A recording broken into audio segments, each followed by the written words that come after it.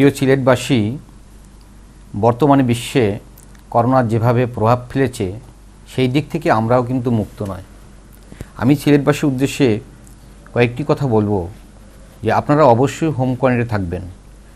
আমরা প্রথম থেকেই হোম কোয়ারেন্টাইনে আছি, তারপরেও সরকারি নির্দেশনা মোতাবেক আগামী 11 তারিখ পর্যন্ত অবশ্যই আপনাদেরকে হোম কোয়ারেন্টাইনে থাকতে হবে। আমরা বুঝি আপনাদের কষ্ট হবে, তারপরেও কিন্তু হোম কোয়ারেন্টাইনে থাকাটা অবশ্যই জরুরি।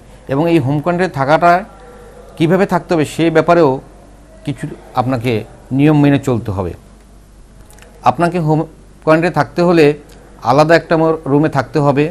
সেক্ষেত্রে সংসারের অন্যান্য যে সদস্য তাদের সাথে খুব বেশি মেলামেশা করা যাবে না। নিয়মিত সাবান ও পানি দিয়ে বারবার হাত ধুতে হবে এবং একবারে অন্তত 20 সেকেন্ড করে হাত ধুতে হবে। এবং খালি হাতে, অপরিষ্কার হাতে কখনো কোনো সময় নাক, মুখ, কান এগুলো কখনো স্পর্শ করা যাবে না।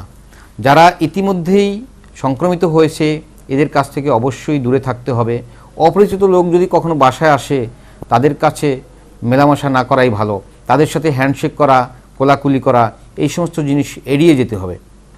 যারা সাসপেক্টেড রোগী তাদের ধারে কাছে না যাওয়াটাই বেটার হবে।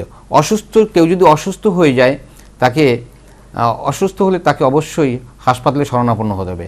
হাসপাতালে যে সাধারণ বহির্বিভাগ, সেই বহির্বিভাগ বাদে আরেকটি বহির্বিভাগ করোনা বিষয়ক রোগী, যেখানে জ্বর, সর্দি, কাশি এই ধরনের রোগী চিকিৎসা হয়, সেই লাইনে দাঁড়িয়ে আপনাকে চিকিৎসা নিতে হবে। এখানে আতঙ্কিত হওয়ার কিছুই নেই, তবে আমাদেরকে সতর্ক থাকতে হবে। আপনাদের একটা জিনিস বুঝতে হবে, আমরা যদি শুধুমাত্র নিজেরা সচেতন হই, আমরা যদি পরিষ্কার পরিচ্ছন্ন বজায় রাখি, তাহলে অন্তত 70 থেকে 80% আমরা করোনামুক্ত থাকতে পারবো। সেই সব দিক বিবেচনা করে আমাদের একটু কষ্ট হলেও অবশ্যই আমাদেরকে কিছুদিন সরকারের নির্দেশ মোতাবেক, প্রধানমন্ত্রীর নির্দেশনা মোতাবেক আমাদের হোম কোয়ারেন্টাইনে থাকাটা অবশ্যই জরুরি। ধন্যবাদ সবাইকে।